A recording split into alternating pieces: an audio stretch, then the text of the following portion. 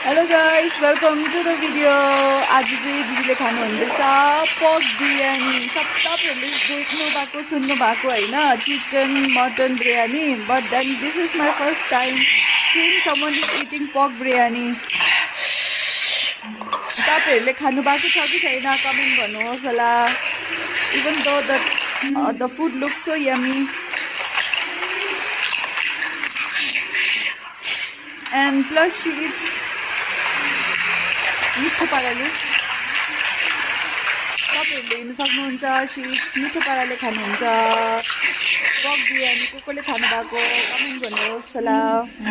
किसने पर्क बिरयानी खाया है?